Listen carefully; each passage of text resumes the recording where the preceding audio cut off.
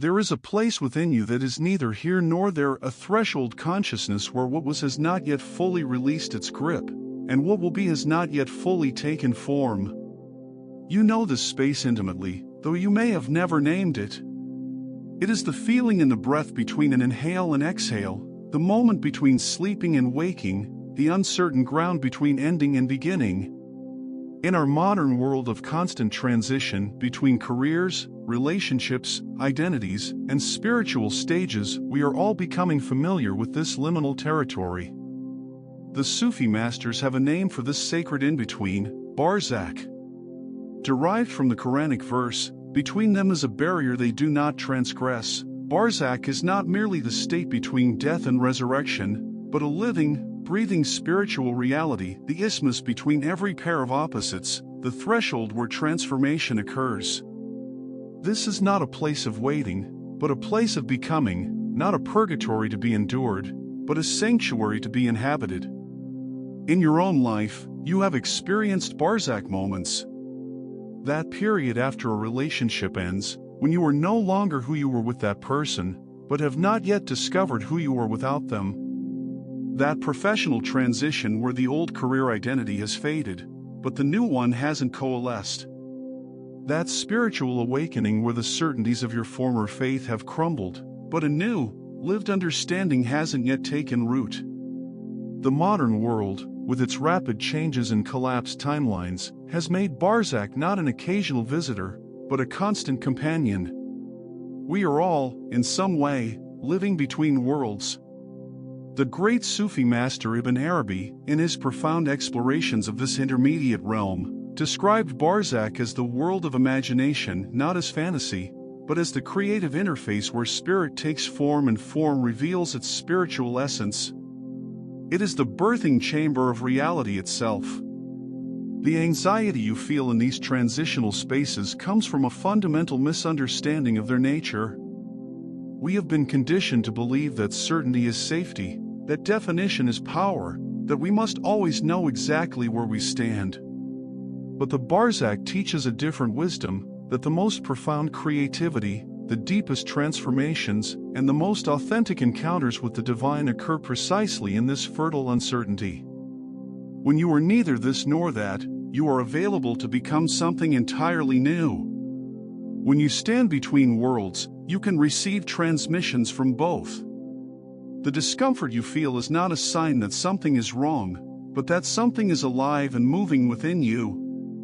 The Barzakh is not empty, it is full of potential.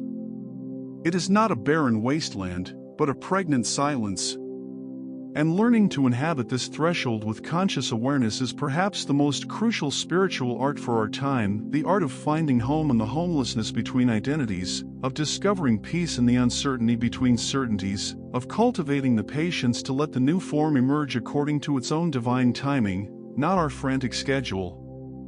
The Barzakh is far more than a passive waiting room between states of being, it is the active, creative matrix where infinite divine possibilities gestate before taking form in the world of manifestation.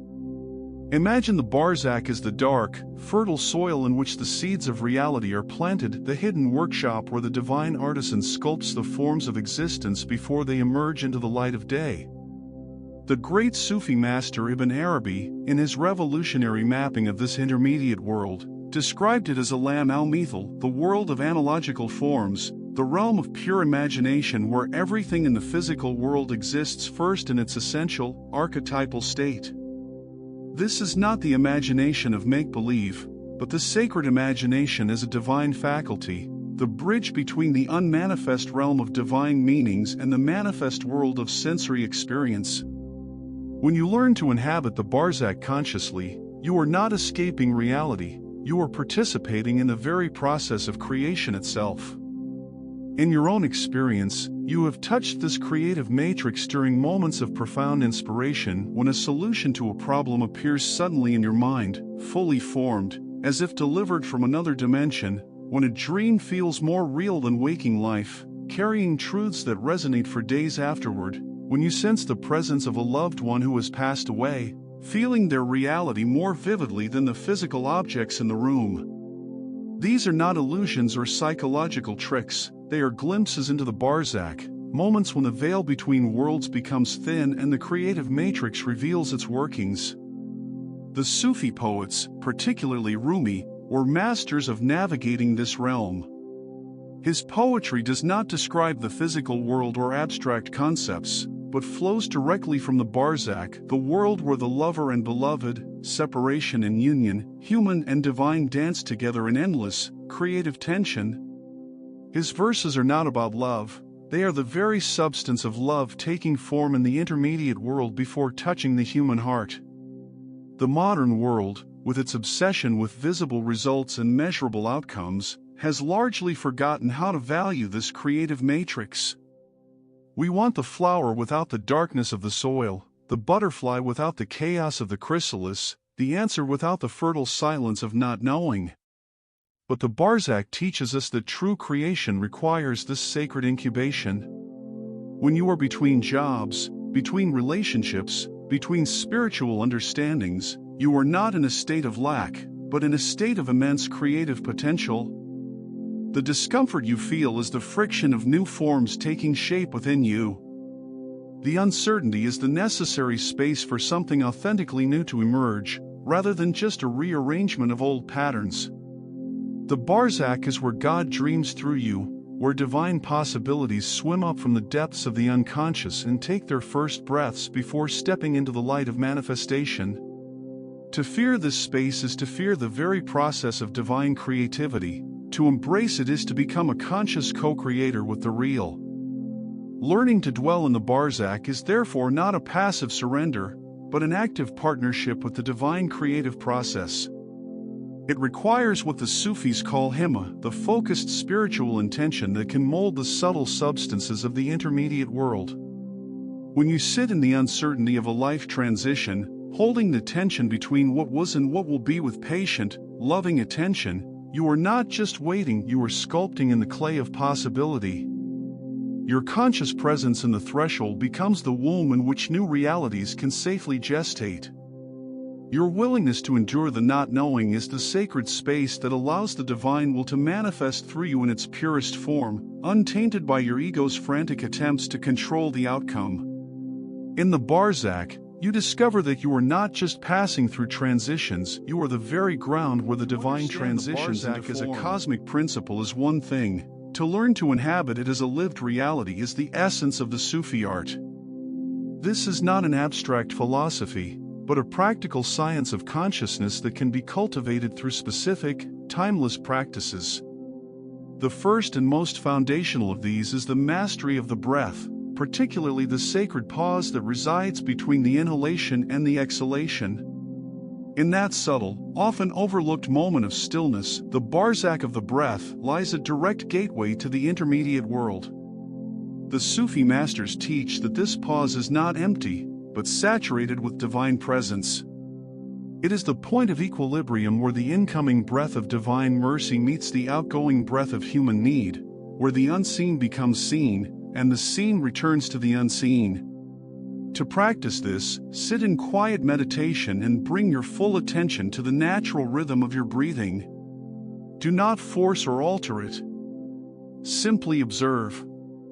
Notice the gentle turn at the top of the inhalation, the silent, suspended moment before the exhalation begins. Rest your awareness there. In that pause, you are not the inhaler or the exhaler, you are the witness, the conscious space in which the breath unfolds. This is a micro-experience of the Barzakh.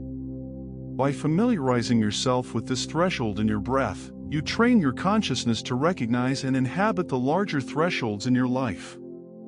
The second practice is the cultivation of what can be called creative suspension. In the face of a dilemma, a conflict, or a major life decision, the habitual mind rushes to resolve the tension by choosing one side or the other.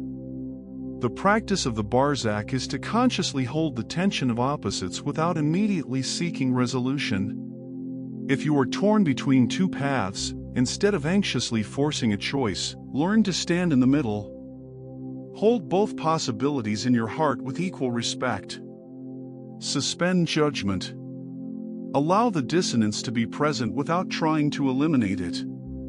This is not indecision, it is a profound act of faith in a higher intelligence that operates in the intermediate realm. In this state of creative suspension, a third option often emerges, a synthesis that could not have been conceived by the logical mind alone, a solution that comes not from choosing A or B, but from a deeper place that transcends and includes both. This is the intelligence of the Barzakh at work, and you access it not through thinking, but through a patient, open-hearted holding of the tension. The third, and perhaps most mystical practice, is the art of dream awareness and interpretation. In the Sufi tradition, dreams are not random neurological events, they are experiences of the soul in the Barzakh, where it is freed from the constraints of physical time and space. Your dreams are a direct curriculum from the unseen world. To engage with them is to become a student of the intermediate realm. Keep a journal by your bed. Upon waking, before the demands of the day scatter your attention, lie still and recall your dreams. Write them down without immediate analysis. Simply record the images, the feelings, the narratives.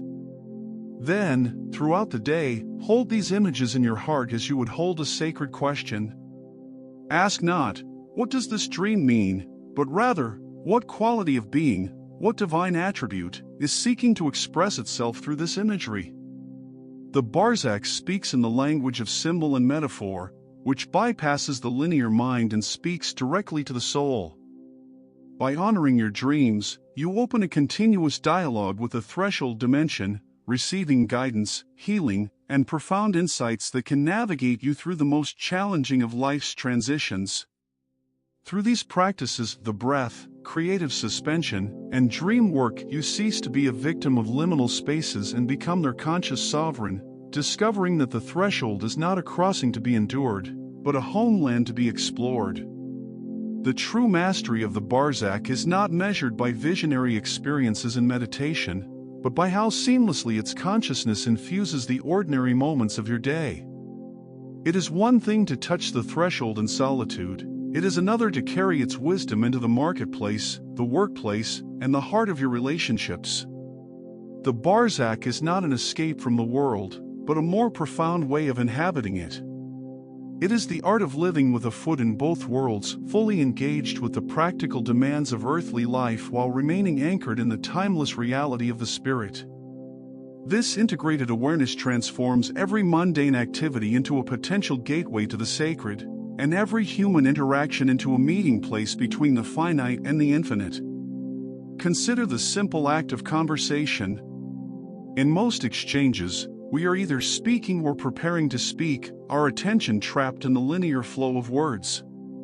The Barzakh consciousness invites you to become aware of the subtle space between the words, the pause where meaning gestates before it becomes sound, the silent understanding that passes between hearts before it is codified into language. When you listen from this place, you hear not just what is said, but what remains unspoken, the longing, the fear, the unasked question hovering in the intermediate realm. When you speak from this place, your words carry a different quality, they emerge from the creative matrix of the Barzakh, infused with a wisdom that is not entirely your own. You become a conduit for what wants to be expressed through you, and your conversations become acts of co-creation with the divine. This consciousness also transforms your relationship with digital technology, which is, in itself, a kind of modern Barzakh, a non-physical space where identities and information float in a suspended state. The anxiety of modern life often comes from being lost in this digital Barzakh without a spiritual compass.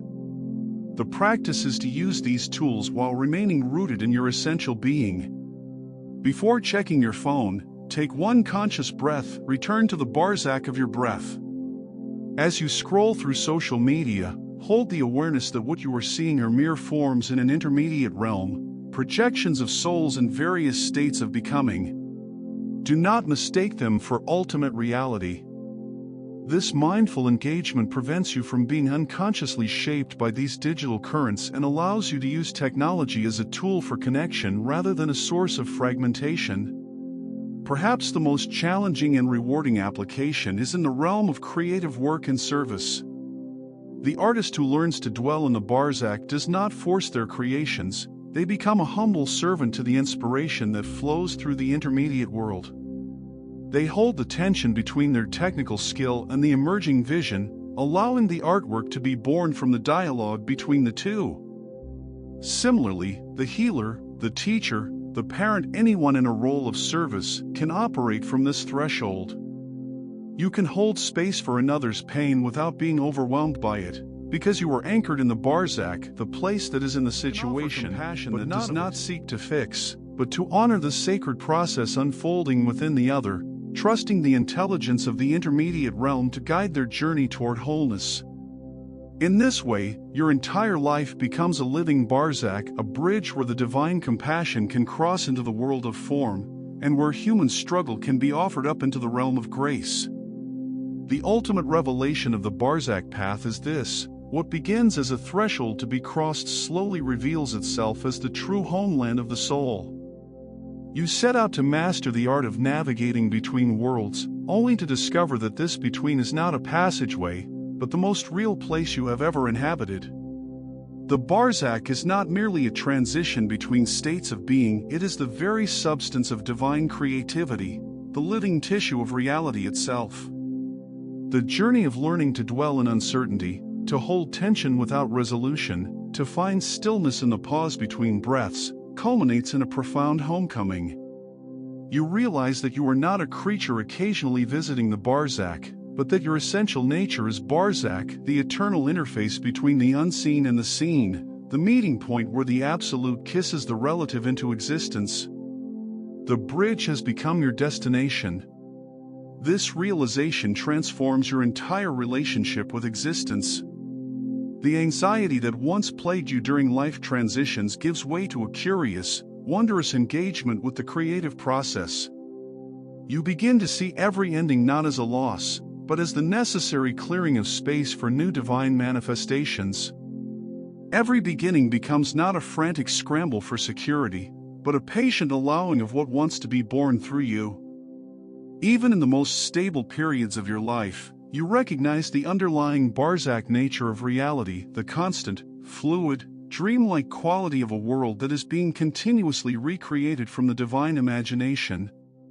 The solid ground you stand on is revealed as a particularly stable and persistent pattern in the intermediate world, and this recognition fills you with both awe and a liberating lightness. You walk through life as a conscious participant in the divine dream, knowing that both the dream and the dreamer are real, and that you are the place where they meet. In this abiding Barzakh consciousness, the traditional spiritual goals of transcendence and immersion are revealed as two sides of the same coin. You no longer seek to escape the world for God, or to find God in the world, because you perceive both as simultaneous expressions of the same reality, with the Barzakh as their eternal dance floor.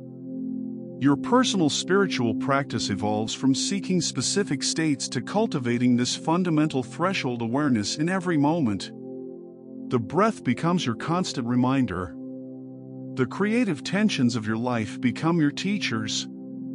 Your dreams become your daily correspondence with the unseen. You become a living bridge, not straining to connect two separate shores, but embodying the truth that the shores were never separate to begin with.